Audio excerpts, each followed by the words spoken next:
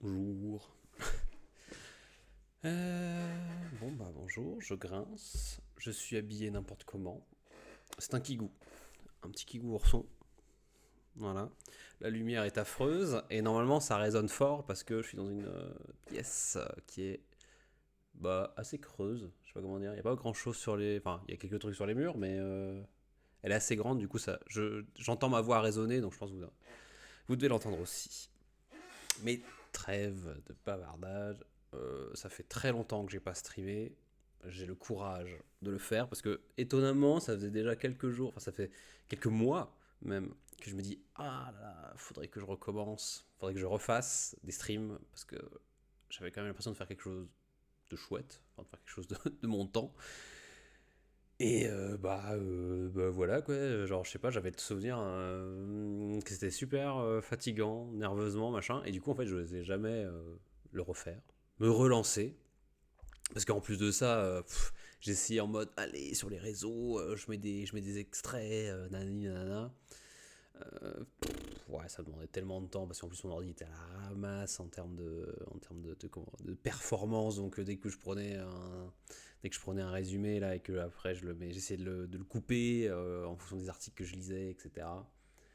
Ouais, ça me prenait des plombs et en plus ça faisait pas donc c'était assez démotivant. Voilà, j'avoue tout, la passion, mais à un moment les vues c'est bien aussi. Mais bon, je suis là, je parle à moi-même, il n'y a pas de pression parce que il doit y avoir que des bots dans le chat. Si les bots vous êtes là, tapez dans vos mains les bots. Mais bon, au moins c'est bien, il n'y a pas de pression. Ouais, et puis bon voilà, donc quand même ça faisait longtemps, nerveusement ça me demandait pas mal d'énergie.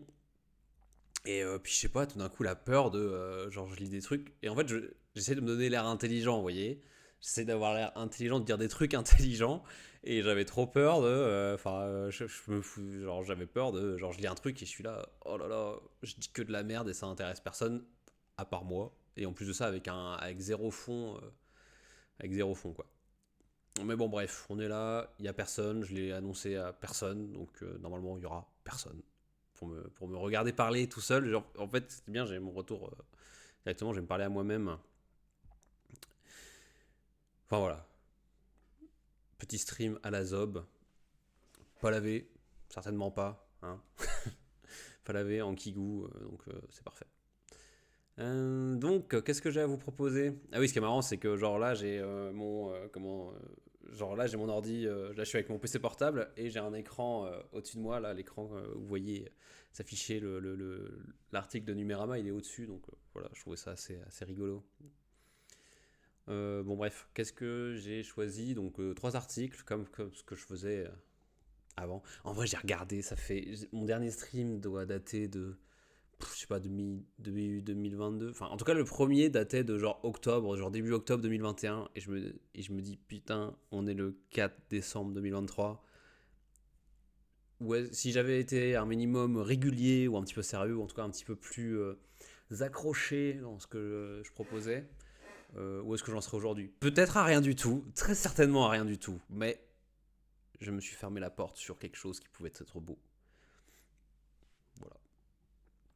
Et mes éternels regrets. Mais on est là, on recommence.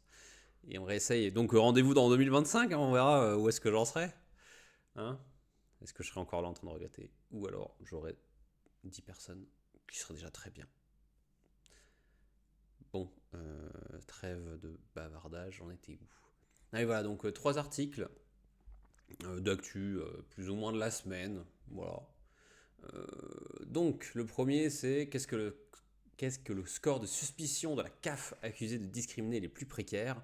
Donc voilà, je me suis dit, dans le monde dans lequel on vit aujourd'hui, on met de plus en plus d'algorithmes partout, nan. Je me dis que c'était intéressant de voir effectivement ce que cet article avait à nous raconter. Ensuite, j'ai vu ça, Instagram lance pour la première fois la Femme Zone, un espace pour aider les parents à mieux comprendre l'application. Donc voilà, je trouvais ça assez intéressant. Et ensuite, ce truc-là de la... Alors ça, c'était sur voilà, les gens d'Internet qui suit globalement le monde de l'influence, dirons-nous. Le monde de l'influence et les réseaux sociaux, voilà. Et enfin, sur la revue des médias, qui propose généralement de très bons articles, un peu plus longs. Ouais, parce que là, c'est deux articles assez courts, et là, c'est un truc un peu plus long, mais je trouvais toujours ça intéressant aussi. Genre le sujet, ça change un peu. Il n'y aura pas d'Elon Musk aujourd'hui. J'en ai marre. Dès que je vais sur les, dès que je vais sur les journaux, c'est du Elon Musk à toutes les sauces, que ce soit via Tesla, via SpaceX, via Twitter, enfin, X, pardon. Voilà, j'en ai plein le cul. Genre, je le vois tous les jours. C'est infernal. Donc, celui-là, c'était de Netflix à Prime Video. Comment les plateformes transforment les documentaires français sur les faits divers. Et je trouve ça assez intéressant. Voilà. Je me suis dit que c'est un sujet intéressant. Donc, on va commencer par ça, puis ça, puis ça. Est-ce que ça vous va, les bottes? Qui ne dit mot consent. Allez, c'est parti. Ok, donc lecture. Je sais pas si j'aurai des trucs vraiment intéressants à dire, mais bon. Au moins, on va le lire. Qu'est-ce que le score de suspicion de la CAF accusé de discriminer les plus précaires? Son code source a été publié, écrit par Nicolas Lelouch, que je ne connais pas. Ah, une petite pub Volkswagen, je suis même pas payé pour. Tant pis. Donc, après des mois de lutte, l'association La Quadrature du Net a réussi à obtenir le code source de l'algorithme utilisé par la CAF, pour lutter contre la fraude aux allocations. Elle dévoile une surveillance prédictive aux accents dystopiques qui ciblent délibérément les personnes les plus précaires. Est-ce que c'était à annoncer? Ça, c'est vraiment un truc qui revient genre super souvent hein, dans les journaux, peu importe. Que ce soit genre, peu importe les algorithmes utilisés pour essayer de fliquer les gens, ça revient toujours à peu près la même chose. C'est les plus précaires qui sont toujours visés. Et notamment aux États-Unis, je sais plus c'était quoi, là, des algorithmes qu'utilise je sais plus quelle police d'État et qui évidemment vont d'abord cibler les Renois et voilà, c'est les personnes racisées quoi, généralement. Quadrature du Net, je vous conseille d'aller sur leur site, c'est très très gros assaut dans tout ce qui est droit, sur tout ce qui est droit sur les données numériques, etc. Enfin, généralement ils sont très très actifs et ils sont assez chauds. Donc, pour lutter contre les fraudes, la CAF, Caisse d'allocation familiale, utilise un algorithme. Son objectif est d'estimer les risques de fraude afin de permettre à ses enquêteurs de les corriger. Une pratique connue depuis longtemps, mais que la CAF n'avait jamais souhaité détailler. On sait maintenant pourquoi. Oh, pourquoi? Parce que ça cible que les plus pauvres. C'est ceux qui sont plus dans la merde. Dans une enquête publiée le 27 novembre, la Quadrature du Net dévoile plusieurs enseignements sur son étude de l'algorithme de la CAF, qu'elle a pu obtenir après des mois d'attente. L'Association française de défense des droits et des libertés sur Internet, alors, eux ils le disent mieux que moi, n'a pas eu droit au code source de l'algorithme actuellement utilisé, mais à ceux utilisés entre 2010 et 2014. Ah oui, depuis 2010, ça fait déjà un bon bout de temps. Mais du coup, c'est totalement bon. Des trucs utilisés entre 2010 et 2014, c'est plus tout à fait d'actualité quoi. Et entre 2014 et 2018, ouais, c'est peut-être un peu plus récent, mais enfin bon, ça commence à dater un peu quoi. La CAF assume de ne pas vouloir publier toutes les variables qu'elle utilise, un comportement jugé nauséabond par la Quadrature. Moi, j'imagine que les arguments qu'ils doivent donner, c'est en mode si on donne comment fonctionne notre algorithme, les gens vont pouvoir frauder facilement. Mais bon, c'est quand même bien un des trucs qui est quand même bien quand tu utilises un algorithme, c'est d'être transparent pour savoir comment est-ce qu'il fonctionne. Parce que rien n'est parfait, et il y a toujours des biais, évidemment.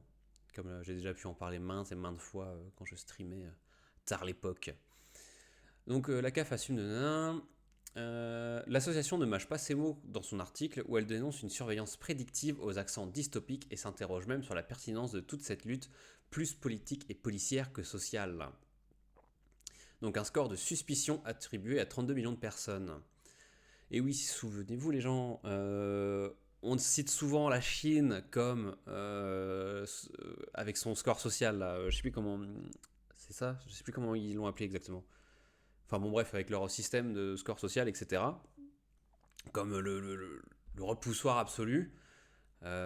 Franchement, quand on regarde par exemple comment fonctionnent les compagnies d'assurance de notre côté, etc., qui genre, utilisent toutes les données que vous utilisez sur le web, toute votre trace numérique, etc., pour prédire votre comportement. Enfin, est-ce que vous êtes à risque ou pas? Est-ce qu'ils vont vous assurer ou pas? Là, comme on est en train de lire, est-ce qu'on va vous donner de la thune parce que est-ce qu'éventuellement vous êtes en train de frauder, machin, tout ça. Enfin, on n'est pas si loin. En tout cas, on s'en rapproche. On n'est pas dans un truc le plus aussi hardcore que la Chine. Mais je pense qu'on s'en rapproche sûrement, mais doucement. Donc, ce que révèle la quadrature du net est l'existence de ce que l'association renomme score de suspicion, compris entre 0 et 1 et attribué automatiquement par une machine à chaque allocataire. Je serais curieux de connaître mon propre score. En se basant sur plusieurs paramètres sociaux comme la situation familiale, la situation professionnelle, la situation financière, un éventuel handicap et le lieu de résidence, mais aussi des informations collectées par ces agents, type et montant des prestations reçues, fréquence des connexions à l'espace web, délai depuis le dernier déplacement à l'accueil, nombre de mails échangés, la CAF attribue un score de risque à chacun de ses inscrits. Au total, 32 millions de personnes, dont 13 millions d'enfants, sont notés. Donc j'imagine, attendez, alors, la situation familiale, professionnelle, financière, handicap, lieu de résidence, par ses agents, type et montant de prestations reçues. Ok. Sans surprise, le fonctionnement de l'algorithme discrimine naturellement les personnes les plus précaires. Pour le prouver, la quadrature du net a simulé 5 scores de suspicion avec 5 profils bien différents. Une famille aisée avec des revenus élevés, une famille modeste dont les deux parents gagnent le SMIC, un parent isolé qui gagne le SMIC, une famille dont les deux parents sont bénéficiaires sur des minima sociaux, une famille dont un des parents est un travailleur en situation de handicap. Et donc j'imagine que forcément ceux qui... Attendez, on peut faire un bingo. On imagine que ceux qui vont pas du tout avoir un score de suspicion très bon, enfin ou très bas, ça va être ceux-là, là, une famille aisée. Ceux qui vont commencer à être dans la merde, ça peut être parents isolés qui gagnent le SMIC, une famille modeste, encore que, je sais pas. Ceux-là, voilà. Bon, peut-être en fait les quatre là, non? Bref. Et en gros, le problème, j'imagine là-dedans, c'est que genre, d'où une famille aisée va moins frauder que les familles pauvres. Genre, voilà. C'est pas parce qu'ils ont plus d'argent qu'ils vont pas essayer de frauder, hein. On a bien vu avec avec l'optimisation fiscale, etc. On voit bien que c'est pas forcément les plus riches qui sont les plus moraux sur ces trucs-là, hein, parce que piquer l'argent du contribuable et piquer l'argent de l'État, c'est pas forcément l'apanage des pauvres, hein. Pardon, hein. Je crois que ça c'est un peu des, comment on dit déjà, des idées reçues. Bref, les résultats présentés dans le graphique ci-dessus montrent à quel point l'algorithme de la CAF ne prend en compte aucune spécificité humaine. Tout n'est qu'une ligne de code, ce qui l'incite à se méfier des personnes qui gagnent moins. Bah ouais. Attends, on voit rien là. Ok, d'accord, j'ai une notif Facebook que je n'utilise. Alors, score simulé, hein. Donc, aisé couple, on est à même pas 0,1. Ok, bah plus RSA couple, là, ils sont vraiment très chauds. Très bien. Très bien. Donc, le fait qu'une allocation handicapée soit aussi considérée comme un multiplicateur de risque pose d'ailleurs de nombreux problèmes éthiques, au même titre que la situation des mères célibataires sur lequel la CAF enquête plus. L'algorithme de la CAF part du principe que les personnes les plus précaires sont celles qui trafiqueraient le plus leurs revenus, ce qui épargne de facto celles avec la plus grande stabilité. Cela interroge encore plus sur les variables cachées par la CAF. Qu'a-t-elle voulu cacher? Enfin ouais, c'est à peu près ce que je vous disais, quoi. Genre là, ça présuppose que les pauvres fraudent plus que les personnes un peu plus riches, quoi. Ce qui est un gros, si je ne m'abuse, quand même un certain... hop, un certain... Merde, j'ai plus le préjugé, voilà. Donc l'algorithme cible délibérément les plus précaires, affirme la Quadrature du Net dans son enquête. L'association a également mis en ligne le code source de la CAF pour que les curieux s'en emparent. Les curieux, aka pas vous et moi, mais les informaticiens du coin, qui savent comment ça fonctionne ces trucs. Les techos. Selon la Quadrature du Net, le score de suspicion augmente si on a des revenus faibles, si on est au chômage, si on bénéficie du RSA, si on habite dans un quartier défavorisé, si son loyer coûte trop cher, si ses revenus ne sont pas stables. Ce que montre notre graphique, c'est justement que les variables socio-économiques ont un poids prépondérant dans le calcul du score, détaille-t-elle. Donc voilà, plus vous êtes pauvre, plus vous êtes suspect aux yeux de l'algorithme. Et des gens finalement qui l'utilisent. Hein. Parce que finalement, ils vont faire quoi? Ils vont faire plus de contrôles, j'imagine, derrière, qui vont peut-être même pas être genre, du coup, ils vont contrôler plus et peut-être rien trouver. Bon. Existe-t-il un système plus juste? La CAF peut-elle faire mieux? C'est tout le débat. Si traquer efficacement la fraude sociale est un objectif légitime pour un organisme public, oui, c'est vrai qu'il faut doser aussi, il faut quand même... Bon, faut pas faire n'importe... Enfin, ils ont de la thune, mais il faut pas non plus en faire n'importe quoi, quoi. Ce serait pas juste que des gens fraudent, j'imagine. Légitime pour un organisme public, la Quadrature du Net souligne qu'il ne peut exister de modèle de l'algorithme qui ne cible pas les plus défavorisés et plus largement celles et ceux qui s'écartent de la norme définie par ses concepteurs. Dans son enquête, la Quadrature du Net s'interroge de la pertinence de tout ce combat qui, selon elle, ne détecte pas assez de trop perçus pour justifier une aussi grande entrave sur les données personnelles. Genre, ouais, genre c'est pas assez efficace en tout cas pour qu'on mette tout ce merdier en place.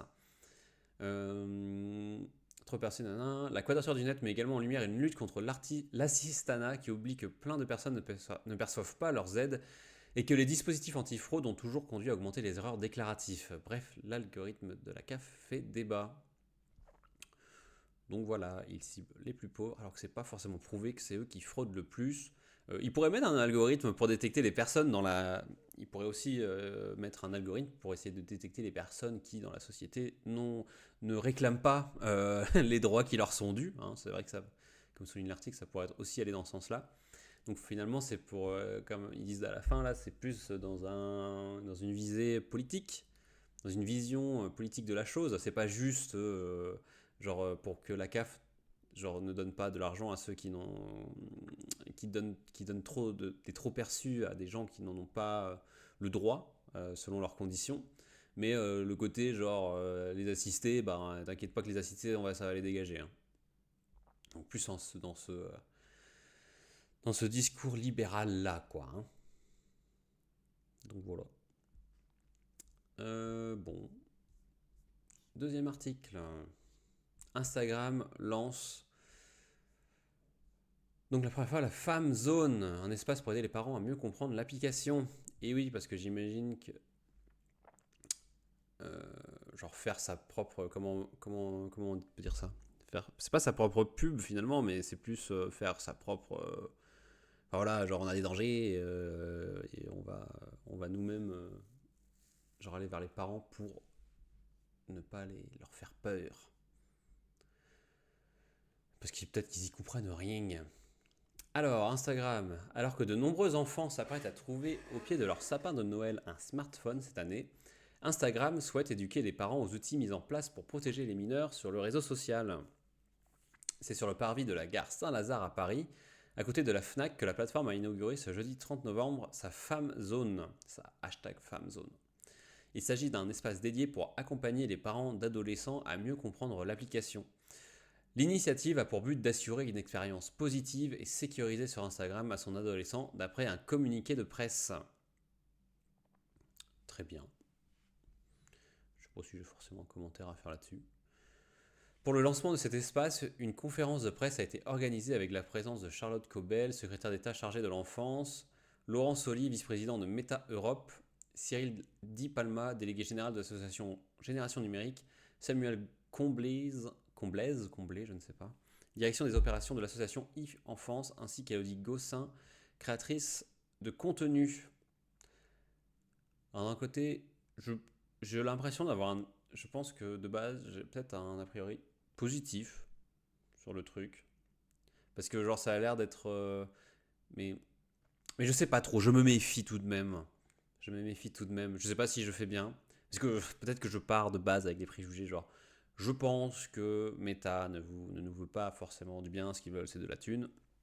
Donc j'ai le présupposé que c'est pas pour que les enfants aient une meilleure, on va dire, une navigation peut-être plus saine sur les réseaux, qui ait moins de danger, que ce soit plus pour que ils s'y mettent en fait et que ça soit pas interdit et que du coup il y ait encore plus de personnes avec des données et que du coup in fine Meta puisse mettre plus de pubs à plus de personnes. Voilà. Mais de l'autre côté, c'est au moins ils le font ce truc de sensibiliser. Et d'un côté, ça a l'air. Mais en fait, ça revient aussi, je me pose la question, c'est. Je me pose la question. J'ai lu des trucs et des machins, ce qui fait que ça mène des questions, ce genre de truc. Genre, est-ce que ça serait pas un abandon de l'État finalement? Abandonner la sensibilisation à ces trucs-là qui peuvent être faits à l'école, mais j'imagine que c'est fait à l'école, mais dans quel. Est-ce que c'est bien fait, machin? Est-ce qu'il y a assez d'argent mis dans les dispositifs? Enfin, abandonner tout le côté éducation média, etc., à ces mêmes plateformes qui bénéficient. Enfin, j'ai l'impression de voir un peu conflit d'intérêts. Et est-ce qu'ils vont faire les choses si bien que ça? Enfin, je ne sais pas. Bon, bref. La Femme Zone, un espace inédit inauguré pour la première fois en France. C'est la première fois que le réseau social Instagram met en place cette initiative. En juin 2023, la plateforme avait déjà organisé le campus des parents. Pardon, je suis un gros porc. Déjà organisé le campus des parents avec Elodie Gossuin comme marraine de l'opération. Je ne sais pas qui est-elle. Qui es-tu, Elodie? Avec mon pad qui fonctionne une fois sur deux. Alors, Elodie Gossuin ou Gossin, je ne sais pas.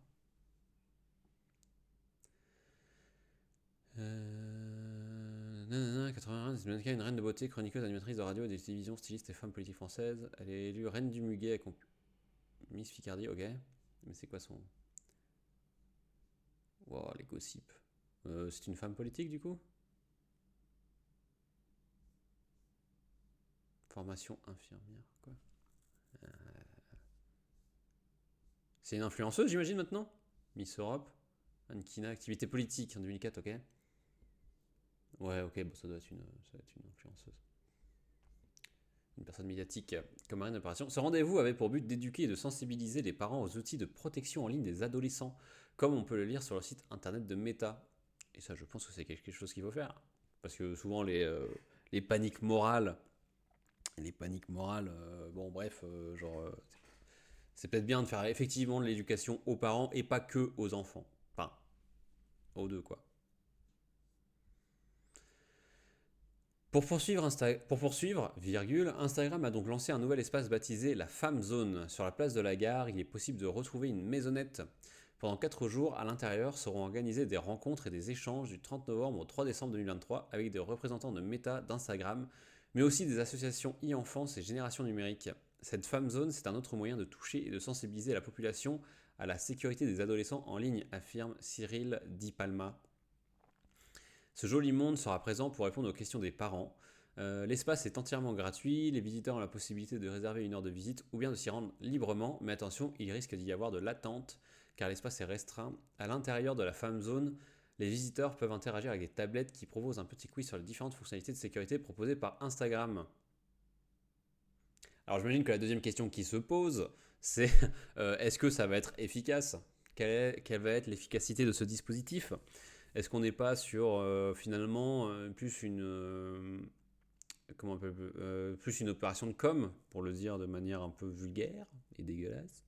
Genre, est-ce qu'on n'est pas sur de la stratégie de communication pour voilà quoi, genre nous faisons Instagram, Meta, nous faisons des choses pour la sécurité de vos enfants. Parce que il n'y a pas si longtemps que ça, il y avait quand même des dossiers qui étaient sortis. Notamment, c'était France Hogan. Oh, je sais plus, Francis Hogan. Une dame qui travaillait chez Meta, qui est partie, enfin, qui avait démissionné et qui, dans la foulée, avait leaké des documents et des informations, enfin, des rapports internes, etc. Qui montraient que, effectivement, Instagram avait conscience, par exemple, des soucis psychologiques que pouvait apporter leur application, quoi, enfin leur réseau, et qu'ils avaient délibérément choisi de s'en battre les couilles, d'en avoir rien à foutre. Donc voilà, j'imagine que c'était une réponse à ça. J'imagine que c'est une réponse à ça. Et que, est-ce que c'est vraiment efficace? Genre, est-ce que, par exemple, ça va toucher qui exactement? Genre, ça va toucher assez peu de personnes finalement. Genre, est-ce que ça serait une sorte enfin voilà, faut réserver. Enfin, ça m'a l'air assez contraignant. Merde, j'ai perdu la ligne. Il est possible de trouver une maisonnette pendant 4 jours. Voilà, déjà pendant 4 jours, est-ce que ça suffit? Voilà. Des rencontres et des échanges, donc ça veut dire qu'il faut être au bon moment. Enfin, vous voyez, genre ça m'a l'air quand même assez contraignant. Et si finalement, genre, tes dispositifs, genre, si c'est juste de la médiation sur tes dispositifs pour sécuriser enfin pour que ça soit pas la zone pour, dans l'insta de ton gosse, genre est-ce que ça suffit une borne avec un quiz quoi. Bon bref. Les fonctionnalités mises en place par Instagram pour protéger les adolescents et adolescentes. Afin de protéger les adolescents sur le réseau social, Instagram a mis en place une série de fonctionnalités qui sont disponibles dans les sections paramètres et confidentialité de l'application. Voici ce que la plateforme propose.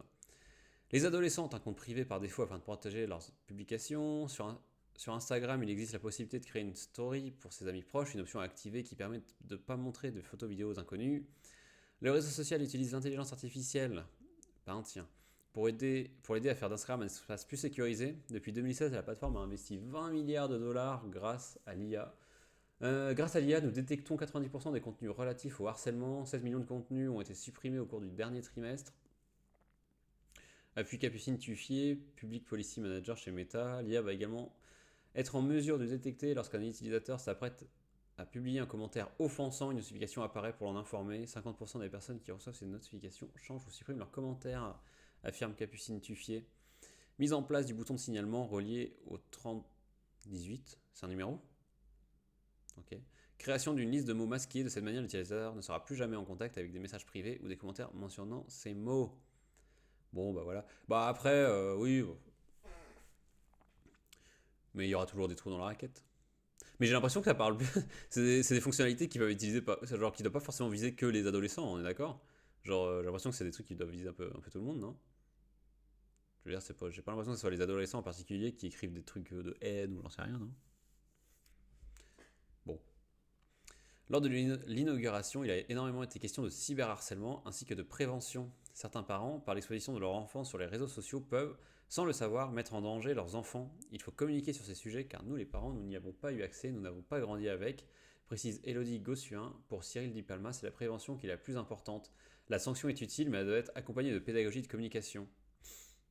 Oui, bon, c'est d'accord, sanction, mais en même temps, il faut aider à comprendre, il faut faire de la... Comment? Merde. J'ai plus les mots. Il avait les mots. Enfin bref. Sanction et en même temps faire de la pédagogie là pour apprendre comment ça fonctionne tout ce merdier. De son côté, Charlotte Cobel a précisé qu'une loi est en préparation afin que la question numérique entre dans l'autorisation parentale. Elle fait également appel à la responsabilité des parents pour informer et éduquer leurs enfants sur les réseaux sociaux. Instagram a pour ambition de réitérer l'expérience de la femme zone dans d'autres villes de France et peut-être même à l'étranger. Elle fait également appel à la responsabilité des parents pour informer et éduquer leurs enfants sur les réseaux sociaux. Ça, je sais pas. Parce que ça, encore une fois, c'est faire retomber des trucs. Enfin, ça devient un problème personnel et ça devient plus un problème politique quelque part. Vous voyez? Genre, on traite pas politiquement la chose. C'est genre chaque parent va devoir faire sa propre. Comment on dit déjà? Merde, j'ai plus le mot. Oula, ça rend teubé quoi. De la prévention, voilà. Genre, c'est chaque parent va. Ouh, la pub. Maria Carré, non. Chaque parent va devoir faire sa propre prévention. Et je sais pas si. Enfin, voilà quoi. C'est pas pensé à un niveau. Je veux dire national. C'est pas. Enfin voilà, genre, encore un problème qui peut se poser collectivement. Et, euh, et genre, pourquoi est-ce qu'on ferait retomber la responsabilité des trucs, genre du cyberharcèlement, etc., sur les parents alors que c'est quand même, enfin alors que l'application a quand même les moyens apparemment de punir quoi, enfin en tout cas de modérer tous ces trucs là. Enfin, voilà, j'ai toujours un peu de mal avec ces trucs responsabilité personnelle. Bon, mais d'un autre côté, j'ai envie de louer l'initiative finalement, parce que c'est vrai que c'est bien ces trucs-là pour que, enfin, les gens sont toujours moins bêtes en sortant de là qu'en y rentrant, j'imagine. Enfin, moins bêtes, j'entends. Hein. Genre, en savent plus. Moi-même, je pense que j'en saurais plus, tu vois. Genre, toutes ces fonctionnalités, j'en savais rien. Hein. Donc voilà. Et en même temps, est-ce que c'est suffisant? Est-ce que c'est pas juste un petit vernis de com parce que, quel est le réel, ça va être quoi le réel impact? Oui, plus, c'est mal branlé, vous avez vu, c'est même pas bien dimensionné par rapport aux bornes. Bon, bref. Voilà pour ces deux sujets. Ça fait combien de temps? 34 minutes, ça va super vite. En même temps, quand on est tout seul et qu'on parle tout seul, j'ai envie de dire, dans un sens, il n'y a pas trop d'interactivité, quoi. Donc je fais assez peu de temps. Je lis. Bon, et le papier un peu plus long, apparemment c'est 7 minutes de lecture. Et donc, de Netflix à Prime Video, comment les plateformes transforment les documentaires français sur les faits divers. La revue des médias, je vous conseille. Moi j'aime bien. Généralement c'est assez touffu. Des articles assez longs, mais je trouve intéressant sur le monde des médias. Ok. Ouais, rien là, non? J'ai oublié de zoomer. Depuis le début, ça se trouve. On va se mettre... Oh merde. Je suis en train de zoomer sur l'autre écran. Attendez. On va se mettre à 200%. Voilà. Oula. Bon, ça fonctionne. Ok, donc de Netflix à Prime Video, comment les plateformes transforment les documentaires français sur les faits divers. Du petit Grégory au pacte diabolique du couple Olivier-Fourniret, les plateformes revisitent le documentaire sur des faits divers à la manière du true crime. Ce genre littéraire anglo-américain infuse désormais l'audiovisuel français des chaînes privées au service public. Très bien. Donc l'américanisation. Le 16 octobre 1984, Grégory Villemin, ouais bon ça vous connaissez, hein, 4 ans à travailler bien, qui est le corbeau, qui revendique l'assassinat du petit garçon dans les lettres anonymes, 40 ans plus tard, alors que le doute plane encore et fait de l'affaire Grégory l'un des plus grands cold case français, des corbeaux refont surface devant les caméras de Netflix. La mini-série Grégory devient le deuxième documentaire original le plus visionné en France en 2019. Et le monde avant Covid. Et j'avoue, j'ai regardé cette mini-série qui était, ça va tient en haleine quoi. Mais à la fin, on sait toujours pas qui l'a tué. Pour autant, la fascination pour les programmes de faits divers n'est pas nouvelle. Et oui, effectivement, faut savoir que faits divers et médias, ça fait quand même, genre depuis le début de l'existence des médias qu'il y a des faits divers. Hein. Voilà. Que c'est ce qui fait le plus lire et le plus, qui était le plus publié. Donc effectivement, ça n'est pas nouveau. En témoigne le succès de l'émission Faites entrer l'accusé sur France 2. Et après une vingtaine de saisons, elle continue à réunir jusqu'à 818 000 téléspectateurs, 3,5% du public selon Médiamétrie. Putain, 20 saisons déjà. Ça fait 20 ans.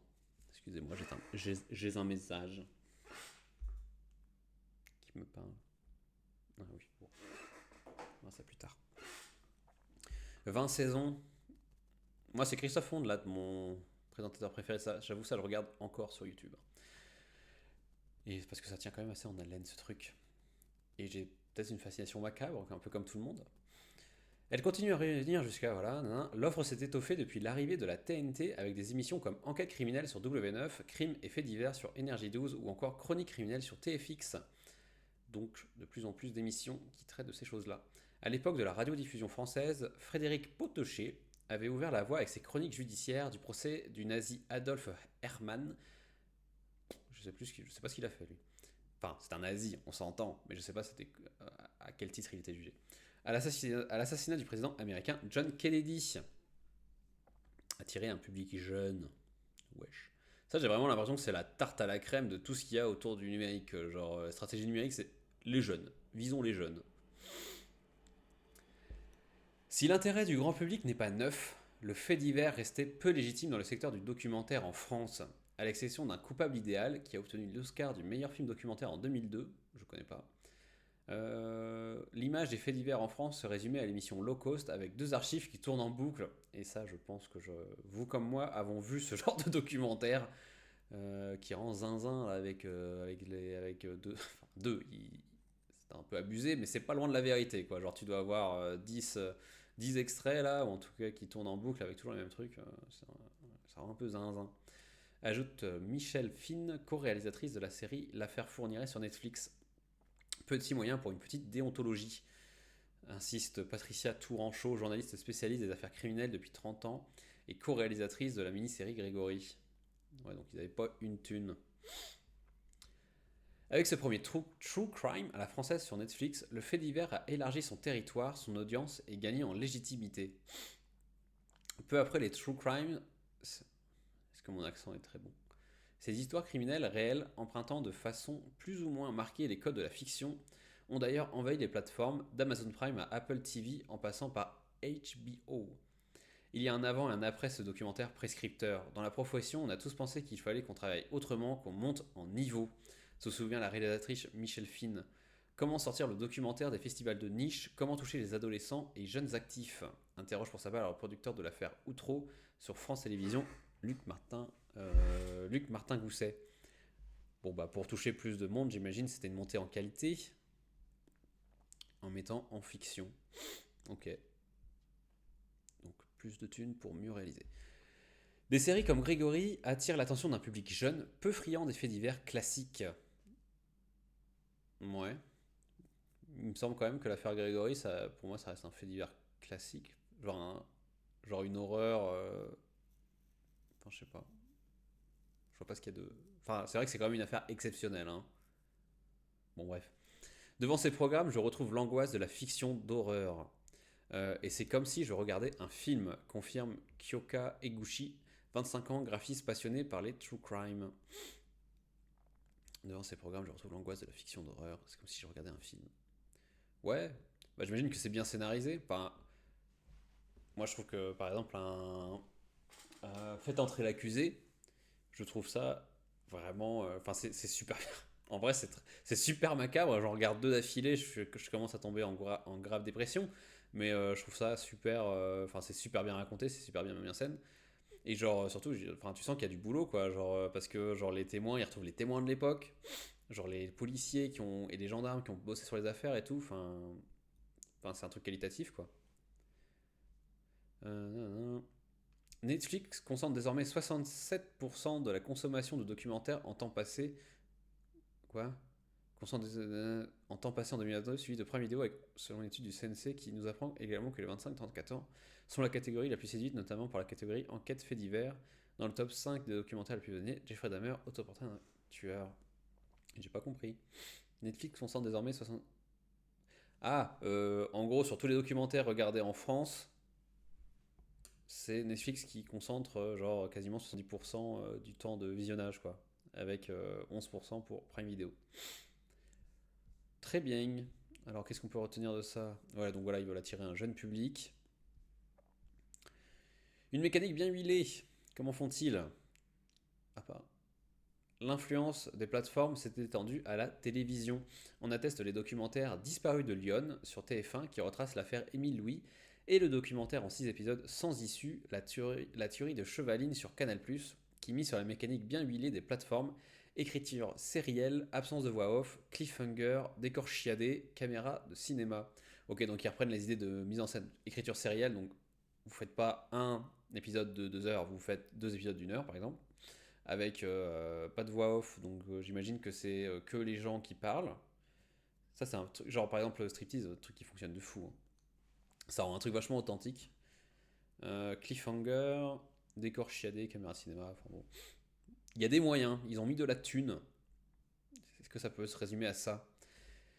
Depuis fin 2021, les plateformes ont d'ailleurs l'obligation de travailler en coproduction avec des sociétés de production françaises.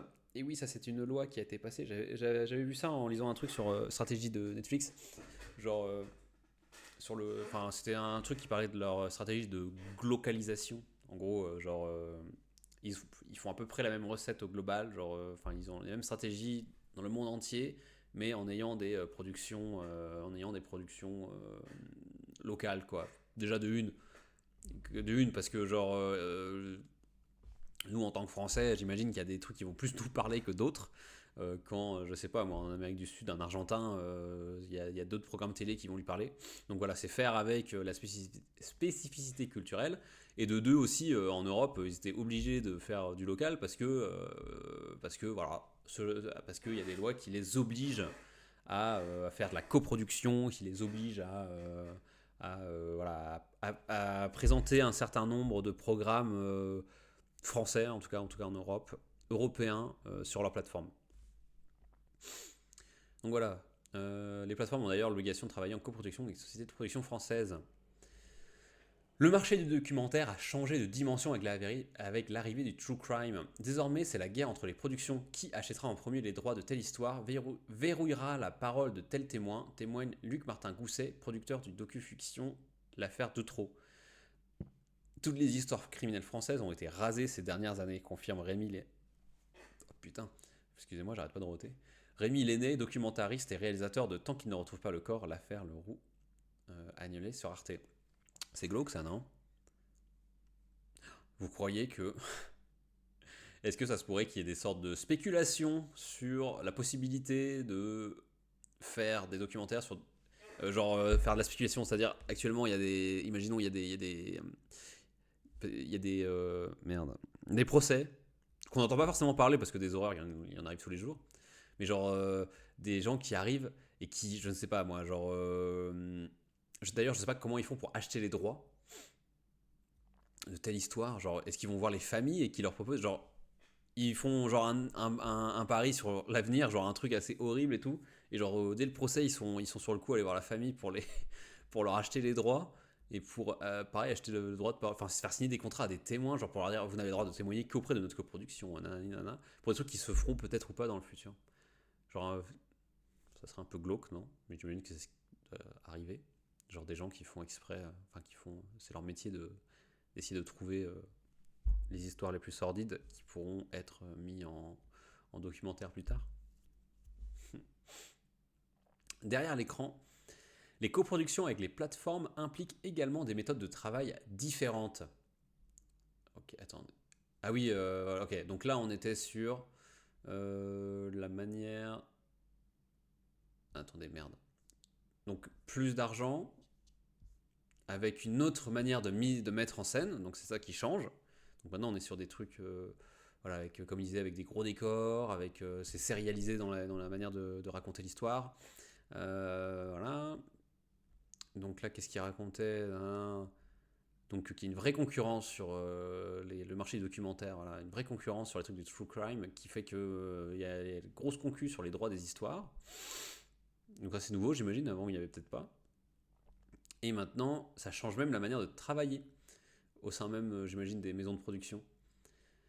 Donc les plateformes impliquent également des méthodes de travail différentes. Si les journalistes ont carte blanche pour l'enquête, on est très piloté par la plateforme à partir du montage avec des pages d'indications pour tricoter quelque chose qui ne ressemble pas au reste, témoigne Michel Fine. On travaille la série à partir d'ateliers d'écriture dont on rendait compte à Netflix, ajoute Delphine Cluzek, rédactrice en chef de chez Kappa et productrice de l'affaire Fourniret. Avec un diffuseur classique en télé, seul résultat final est présenté. Avec Netflix, il y a des dizaines de visionnages d'étapes. Et le recours... Attendez. Et ça, j'imagine que c'est très américain, la manière de fonctionner, parce que si je ne dis pas de bêtises, je sais plus qui j'avais vu parler de ça, enfin bref, sûrement un youtubeur ou une youtubeuse cinéma, que aux États-Unis, le producteur a énormément de place dans la production normale, mais bref, dans le processus de réalisation d'un film ou documentaire apparemment. Et alors qu'en France on était plutôt sur un truc genre le réalisateur, la réalisatrice a sa vision artistique, voilà, sa vision du documentaire, et qui a fait comme elle veut, et voilà. Donc à l'époque, donc comme il disait là auprès de télé française là, il donnait un produit fini à la fin. Alors que là, t'as des comptes, alors que là, pendant le processus de création, le producteur a carrément son mot à dire sur ta manière de faire. Donc, effectivement, ça doit aboutir à des réunions, quoi, des réunions où dites où est-ce qu'on en est, enfin voilà, ce genre de choses, quoi. Avec ce truc très flex, où en mode vous faites un truc, réunion, on fait des feedbacks, si ça va, on corrige, machin. Et en fait, plutôt que de devoir tout corriger à la fin, tu sérialises, quoi. Genre tu fais des petits bouts par petits bouts. Et ça c'est le genre de méthode qui est pas propre à l'audiovisuel en tout cas. Ça, genre je voyais dans les cours pour créer une application là qu'on a eu, enfin bon, cours si on peut appeler ça un cours, où ouais effectivement le gars nous disait oui la méthode je sais plus quoi là, un truc flex, bref, où tu fais des feedbacks avec ton client et puis après vous continuez comme ça, voilà, par petites touches. Bref. Donc voilà, petit changement déjà. Et ensuite, qu'est-ce qu'il dit? Le recours aux nouvelles écritures dans le domaine du fait divers s'observe particulièrement avec l'affaire Doutreau. Ça, j'ai pas regardé. Hein. Dans ce documentaire, à la forme inédite, à mi-chemin entre reconstitution journalistique et cinématographique, archives et témoignages sont ponctués de scènes rejouées par des acteurs devant leurs protagonistes. C'est si nouveau que ça, parce que quand je regarde des trucs sur Arte, c'était déjà le cas, hein, dans des documentaires, là ils refont des scènes que j'ai toujours trouvé éclatées, parce que comme il y avait zéro thune, ça m'a toujours sorti du truc, quoi. Genre des documentaires, genre sur l'explosion de c'est l'Etna ou le Vésuve? À Pompéi, là. C'est le Vésuve, je crois. Oh, je sais plus. Bon, bref, ils refont une reconstitution des rues de Pompéi, genre à l'époque. Oh, c'était cheap, hein. C'était cheap, hein. Bon, bref, mais du coup, bon, c'est peut-être pas si nouveau que ça, mais je vois ça depuis quelques années. Bon, bref. Donc voilà, donc c'est ponctué par de la mise en scène avec des comédiens et tout. La série a réuni 3,5 millions de téléspectateurs, élevant la part d'audience à 16%, un record de saison pour un Prime France Télévisions hors fiction. Et ben c'est beau. Comme France Télévisions, Arte suit la tendance avec sa série en 3 épisodes sur l'affaire Leroux-Agnelet. Elle explore les ressorts d'une affaire judiciaire hors du commun qui a tenu la France en haleine durant 37 ans. Attends. Ouais. Merde, je suis perdu dans tous les noms de docu là. Je suis pas le nom du père. Hey, vous êtes toujours plus de bots. Bienvenue les bots. Elle explore les ressorts d'une affaire judiciaire hors du commun qui a tenu la France en haleine durant 37 ans. De toute évidence, Grégory marque un changement d'époque dans les faits divers. Arte n'aurait probablement pas accroché à la proposition de l'affaire Leroux, qui est la première incursion de la chaîne dans le true crime sans le succès de Grégory. Donc il semblerait que ce soit un jalon, analyse Rémi Lenné, co-auteur de ce document. Ah ouais, bon. Attends, c'est le co-auteur de l'affaire Leroux, c'est le co-auteur de Grégory. Parce que du coup, peut-être qu'il s'auto-sauce un petit peu, non? Assurément, les plateformes ont fait évoluer les récits des chaînes traditionnelles et ont sensibilisé le spectateur à de nouvelles écritures moins didactiques et reportages, explique Renaud Alilaire, responsable des documentaires Société et Géopolitique chez France Télévisions. Très bien. Donc, nouvelle méthode de travailler, un truc plus souple, on va dire, et nouvelle manière de mise en scène. Pour l'instant, on en est là. Davantage de moyens financiers, et je crois que c'est là qu'on touche le cœur du truc. Quand t'as plein de thunes, et ben tu peux faire des jolies choses.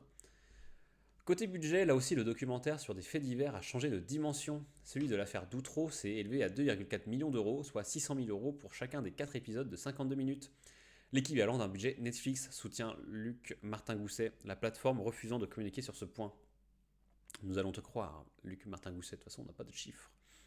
En comparaison, le budget d'un épisode de Faites entrer l'accusé oscille entre 100 000 et 200 000 euros. Ah ouais, on est soit à 6 fois plus, soit à 3 fois plus. Ce qui n'est pas négligeable. Hein. Donc j'imagine que ça doit être de 6 à 2 fois plus beau. À 3 fois plus beau. Le documentaire Outreau a non seulement poussé les chaînes de télévision à travailler avec des scénaristes et à décentrer la place de l'auteur, autrefois tout puissant, mais aussi à déployer davantage de moyens financiers. Et c'est ce que je vous disais juste avant. La tradition en France, en France, mais peut-être pas qu'en France, hein, j'en sais pas plus, mais en tout cas c'est ce que j'avais compris. Effectivement, l'auteur tout puissant, genre c'est lui qui a la vision, c'est lui qui met en scène, enfin bref. Alors que là, on travaille avec différents scénaristes. C'est plus le producteur, la productrice qui décide de comment doit être menée la chose, quoi. Les auteurs et autrices ont plus le côté, les scénaristes ont plus le côté exécutant de la chose. Donc, au-delà des moyens déployés, comment de macabres histoires, déjà racontées de nombreuses fois, parviennent à séduire autant de monde des deux côtés de l'écran? Effectivement, je pense que l'affaire Grégory a son nombre de documentaires, de vidéos explicatives, de trucs plus ou moins bien faits, trucs chiadés.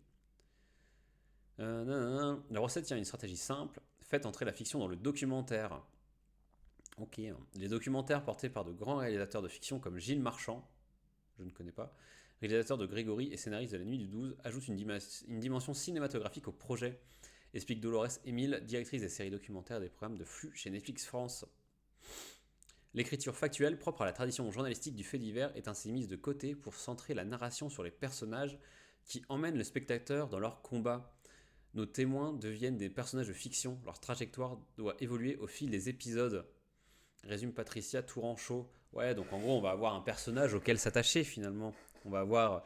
On revient toujours à ce côté authentique en fait, hein, j'ai l'impression. Peu importe comment on aborde n'importe quel sujet qui tourne à peu près autour du web, streaming ça, genre j'ai l'impression que l'authenticité revient toujours.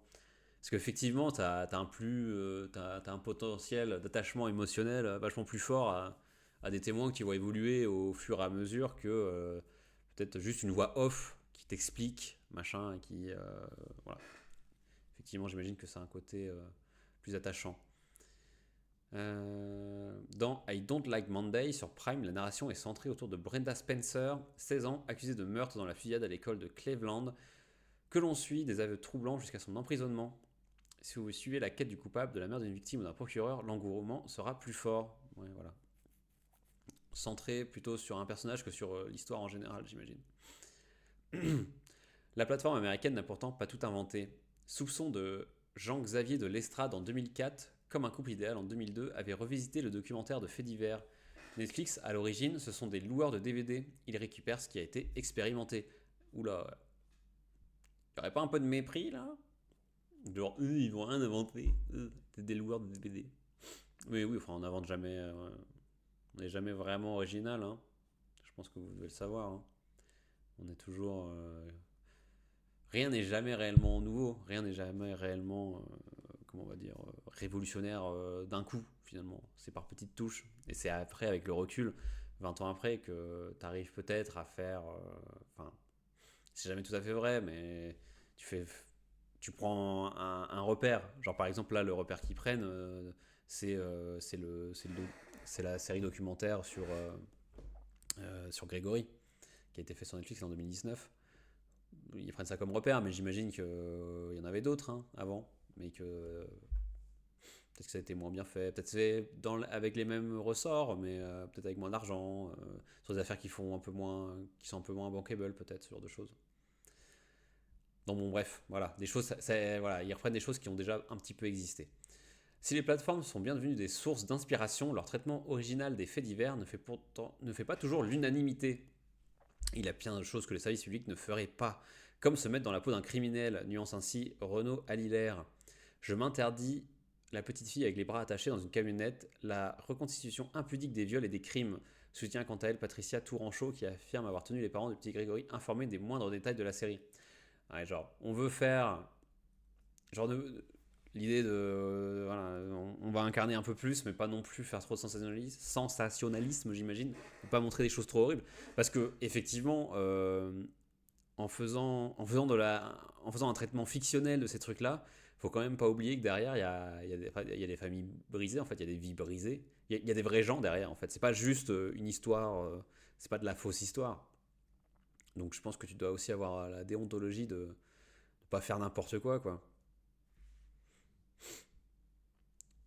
Genre j'imagine que putain une scène de viol, enfin tu la fais pas quoi. Quand tu sais qu'il y a des parents qui vont regarder. Ok, nana, informer des moindres détails de la série. Ça c'est intéressant aussi ça, genre quel pouvoir est-ce qu'ils ont les parents dans le truc de la série. Est-ce qu'ils avaient genre dire ça c'est niette, etc. Ça serait intéressant ça. Netflix loue tous les décors pour les interviews. Moi, les protagonistes, je veux les filmer dans leurs environnements sans éclairage particulier, ajoute Rémi Lenné. Éclairer, ça veut dire mettre les personnages du réel dans la fiction, c'est tordre un peu la réalité. Tout à fait. Ouais, ouais, en gros, il l'a dit de manière vachement plus intelligente, ce que j'essaie de vous dire peut-être. Je vais les filmer dans leurs environnements. Ouais, voilà, tu vas sur place, tu recrées pas. Enfin voilà. Et j'imagine que c'est cette ligne-là très fine, comme ce pinceau, entre et la fiction et la réalité. Parce que si tu fais un documentaire, tu peux pas être complètement dans la réalité, parce que la réalité, elle est beaucoup trop complexe. Il y a trop de détails, il y a trop de. C'est trop fouillis. Enfin, il y a trop de choses pour que tu puisses en faire un documentaire d'une heure et demie, 2 heures, même pour en faire une série de 4 épisodes de 1 heure, tu vois. Genre, je pense que c'est trop fouillis. Donc, tu es obligé de mettre un peu en récit. Mais en même temps, faut pas que tu recommences à aller dans le côté trop n'importe nawak, genre trop fictionnel de la chose. Parce que je pense que là, parce que si tu veux coller à la réalité, enfin bon, bref, je pense, voilà, c'est un petit équilibre à faire. Donc voilà, ok. Ça finit un peu sèchement, non? Ça finit un peu sèchement. Donc que retenir? Qu'est-ce que ça change? Qu'est-ce que les plateformes changent dans les documentaires français sur les faits divers? Bah, la manière de raconter, voilà, de la manière sérielle. Voilà, tu prends un récit, tu le fais en plusieurs petits épisodes, enfin, tu fais plusieurs épisodes, et du coup ça te permet de faire des cliffhangers, des machins pour que les gens reviennent. Bon bref, une mise en scène chiadée avec de la thune, des caméras de cinéma, parce que peut-être qu'avant ils faisaient pas avec des caméras de cinéma. Enfin bref, une bonne qualité. Enfin en gros, tu fais une montée de qualité. Qu'est-ce qui changeait d'autre? Sinon, la manière d'écrire, donc avec le déplacement du rôle de l'écrivain, enfin de l'auteur-autrice, du réalisateur-réalisatrice du documentaire vers plus un exécutant plutôt que quelqu'un qui a une réelle vision, artistique de la chose, j'imagine. Et plus de thunes, quoi, tout simplement. Et forcément, je pense que le côté thune conditionne la partie. Ah oui, tiens, et attirer un jeune public. Oublié. Voilà, faut parler à un jeune public parce qu'on est sur le web. Pourtant, je pense que je suis à peu près sûr que genre les gens ils consomment ça, hein, genre, enfin n'importe qui. Hein. Je crois que ma tante, par exemple, elle est trop à fond sur ces trucs-là. Hein. Et elle a pas 20 ans. Bon, bah voilà. Allez, ça fait 1 heure. Bon, pour une petite remise en jambe, c'est plutôt pas mal. C'est sympa. J'ai envie de dire. Tac, bon, 1 heure. Après, on peut. Tiens, j'avais envie de. Allez, un truc, on va se mater une vidéo. C'était sur la revue numérique, vu qu'en 1 heure j'ai fini. En même temps, d'habitude, quand j'ai un petit peu de monde, évidemment, quand on parle, ça durait plus vers 2 heures qu'autre chose. Mais bref. C'était où? Information. C'était le numérique. Voilà, numérique. Journal du CNRS. Oula, ça bug là. Si ça se trouve, j'ai pas de micro depuis le début. Si, je sais pas. On va voir la qualité. Ah, ça c'est intéressant. Oui, c'était pas ça que j'ai envie de montrer, c'était ça. Je trouvais ça juste dingue. Je trouvais ça fabuleux. Donc on va se le mettre. Voilà, plonger dans les détroits de Gibraltar, miniature. En gros, ce sont des scientifiques qui font une maquette du détroit de Gibraltar. Voilà, pour étudier les courants, et je trouve ça oufissime. Je suis en HD, ça a l'air pas en très bonne qualité.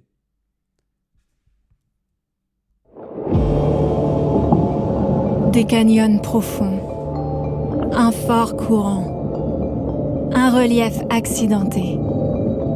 Voici le détroit de Gibraltar. Ou presque.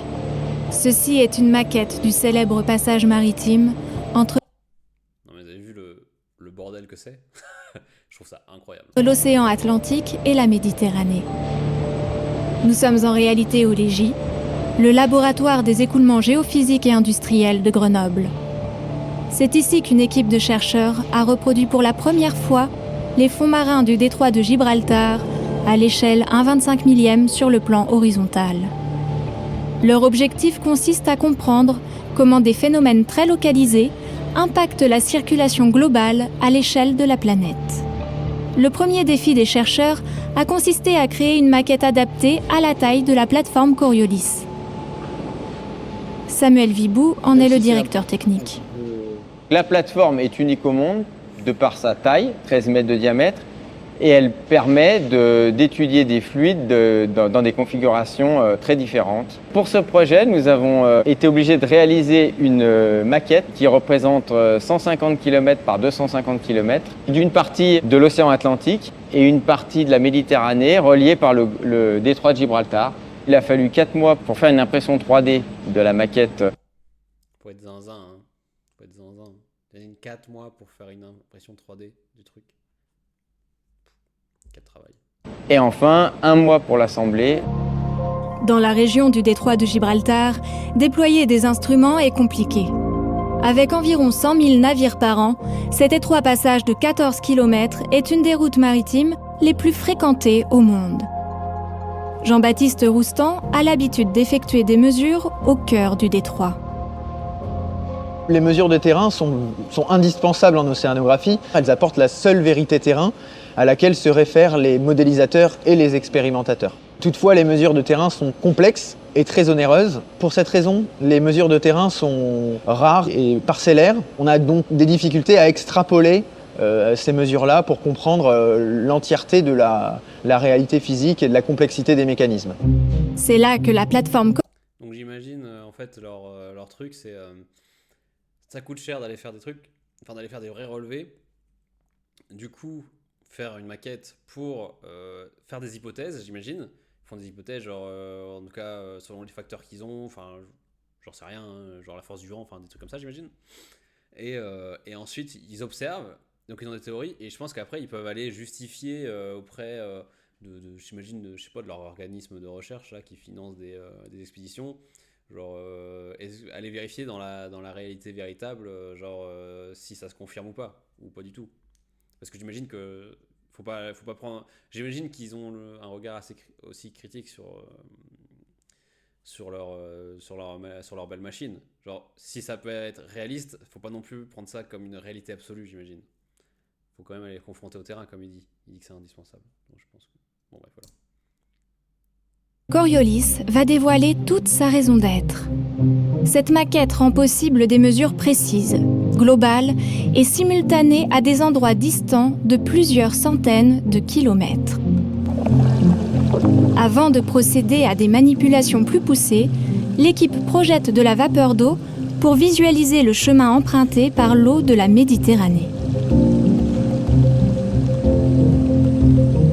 Au-delà de la topographie reproduite avec précision, le défi réside également dans la représentation réaliste de l'océan, avec la simulation des marées, du vent ou encore de la rotation de la...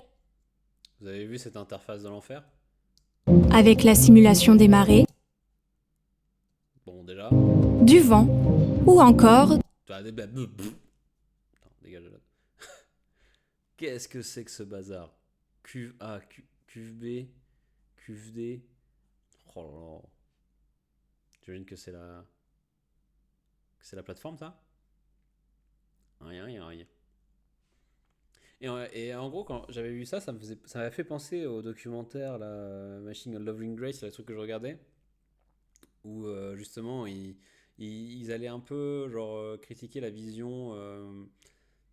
C'était genre prendre les théories de comment les informations circulent dans la nature, c'est-à-dire entre genre comment on communique entre les arbres, les machins, comment interagissent finalement un biotope, quoi, genre les herbes sont mangées par les herbes sont mangées par les animaux, l'arbre il pousse plus parce qu'il prend toute la lumière et l'autre il meurt à côté, tous ces trucs là, et qu'il y a beaucoup de personnes qui en faisaient des sortes de lois qui étaient aussi applicables en société, et aussi l'utilisation de voir ça comme un système, en fait. Tu le vois comme un système, et du coup, il faut aller chercher tous les paramètres possibles, machin, pour ensuite décrypter les lois qui sont derrière.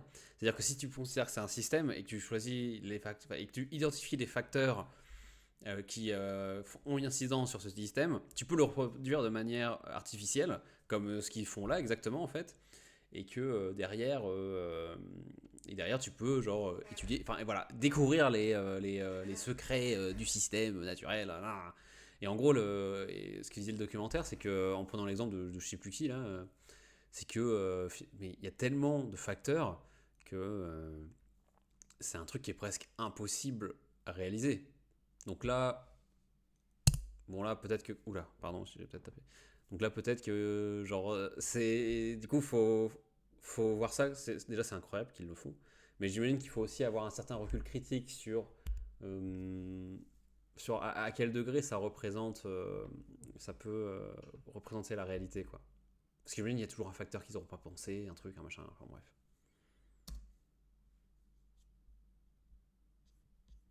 Genre, par exemple, les bateaux. S'il y a tant que ça de bateaux à utiliser, j'imagine que ça change un peu les courants, j'en sais rien, ça doit changer peut-être les dynamiques des courants, enfin bref. de la rotation de la Terre. Autant d'éléments rendus possibles sur la plateforme tournante Coriolis. Maria Eletta Negretti, chercheuse au CNRS, fait partie de l'équipe en charge de l'expérience. Dans notre maquette, un jour dure un peu plus de 120 secondes, ce qui veut dire qu'on arrive à simuler dans les temps de l'expérience à peu près une quinzaine de jours dans la réalité. Le bassin est ensuite rempli.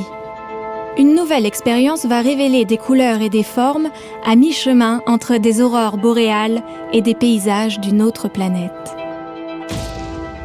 Ça claque quand même, hein. Je veux dire, c'est beau.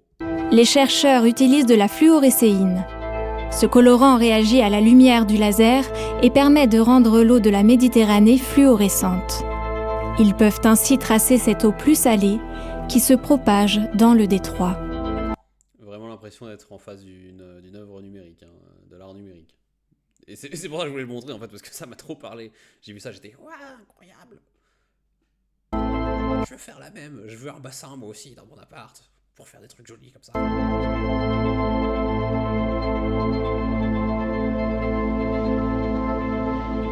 L'eau de la Méditerranée, elle est plus salée de l'eau de l'Atlantique, ce qui va produire un écoulement d'échange entre les deux bassins. C'est un peu l'équivalent de ce qui se passe quand en hiver, vous ouvrez la fenêtre de votre maison. Oula. Il n'y a plus rien qui capte. Je crois que mon ordi n'est pas fait pour supporter et OBS et une vidéo. Donc je crois qu'on va peut-être arrêter là. De toute façon, je vous ai montré d'où ça sortait, hein. Vous pouvez aller voir. Bon. Et ben je crois qu'on va s'arrêter là. C'était pas trop mal. Pour un début. Bon, pas grand chose de pertinent à dire, mais au moins, pour ceux qui regarderont, ceux et celles qui regarderont cette rediffusion, et ben voilà, vous aurez peut-être appris des choses, vous aurez peut-être été au courant des actualités du numérique. Et on a fait l'exploit de ne pas parler d'Elon Musk. Enfin, si, j'en ai parlé du coup, mais bref. Voilà quoi. Pas trop d'Elon Musk non plus. Et ben je vous dis peut-être à demain, ou peut-être à après-demain, ou on verra. On verra. Allez, tchuss.